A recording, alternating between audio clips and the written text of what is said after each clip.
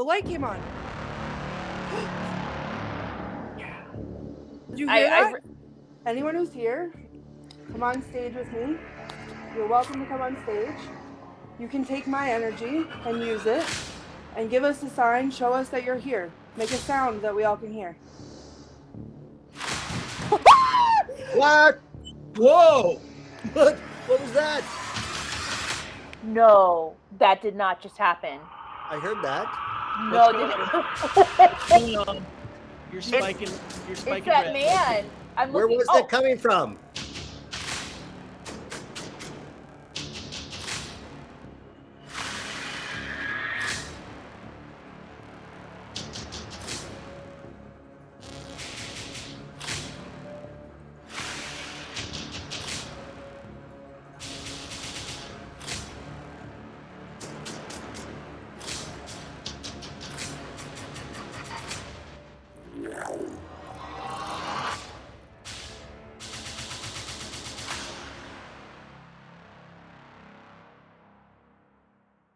Ladies and gentlemen, boys and girls, and everyone in between, welcome to Scared and Alone. I'm your host, Dean Haglund, and we are super thrilled to be tonight coming to you from the Stafford Palace Theater in Stafford Springs, Connecticut, one of the most freaky vaudeville houses in all of America.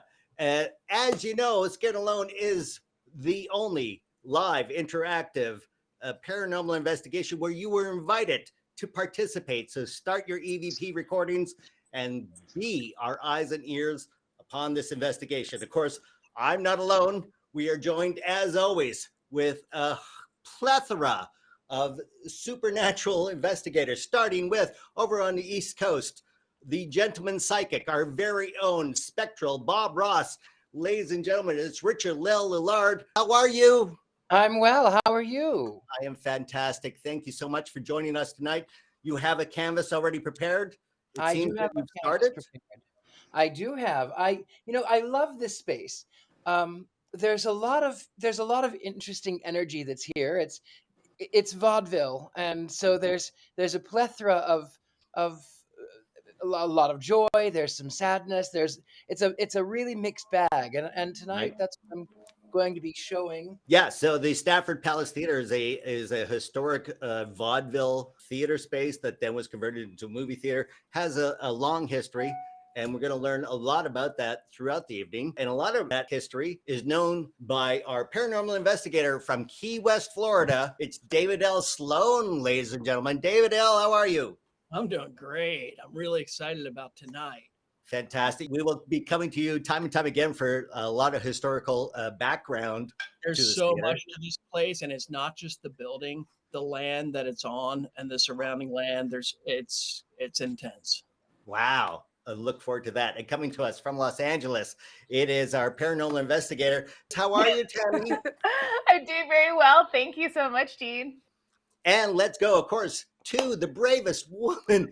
It is our very own ghost bait, being alone by herself. It's Courtney Buckley, ladies and gentlemen. How are you, Courtney? Dean, I'm great. How are you? I'm very well. It's great to see you back after a couple of weeks off. I hope you recovered after whatever trauma we put you through. There was a lot of trauma that I had to recover from, but I think I'm good. I am very excited about tonight. In all my years of investigating, I've never investigated a place quite like this, so I'm very excited.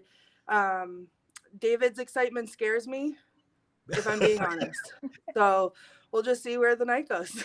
Fantastic. But first, let's talk about the Palace Theater there in Stafford Springs. Built in 1850, as I understand, for a theater in a small town. It's been through a lot. And if I read the history right, a fire and a couple of floods. David L Sloan, is that correct? Yeah, there's been so much going on there. The entire Stafford Springs area, first people there were Native Americans, and they came to the area because of these springs that they believed had these healing properties. There were these iron bogs and these springs, and they used to drink the water so that they could better commune with the spirits. And they'd set up their wigwams around the area. And you don't realize how close the Stafford Palace Theater is to where they set up their camp with these wigwams. I mean, they could have been camping right on top of it. Wow. So, They wait, introduced there's natural flowing like hot springs or like water springs. And here's the thing about the springs, though, they were marketed as these mineral springs. Yeah. I've only been researching it for a week, but you've got the high iron content. You've got a strong sulfur content. I don't know how healing these springs were. I think there were a lot of sick people going there who maybe got sicker because of this. And that's Oh. speculation. But iron, with the iron bogs, iron has all these properties that tie Yeah, into sure. to paranormal activity. And then, the Native Americans showed the Puritans the springs to try to make an alliance. And we know what happened from there. They kind of got pushed out. It became a place that was marketed as a retreat. But there's a lot of strange coincidences that go on there. There's a lot of suicides. There's a lot of water deaths. There's a lot of dark stuff. So it goes beyond that. And then they build the actual theater building there. It was a furniture store at one time. It was probably a lot of different things. Oh, so it wasn't built originally as a vaudeville house. It was actually had previous. One of the earliest records I found shows it. Let me see. It was a map from 1878, and it was the G.H. Baker furniture store. Yeah. It became a theater not long after that, from best I can tell. But it was used. I mean, theaters weren't just like movie theaters like we think of now, the vaudeville experience. I mean, this was where people went to forget their troubles. You got to understand the emotional imprint people put here. This wasn't movies. This was live actors who were traveling on a circuit, living very hard lives. Yeah. And as Richard-Lael mentioned, there's happiness, there's sadness, there's a lot of emotion. And yeah, there were major floods that came through. With all the rivers around there, they had some dams break that caused millions in damage back in the 1870s. Fires. It's an intense place. Wow, fantastic. And I think, Courtney, yes, you're. There's already things happening. There's already things happening while David was talking.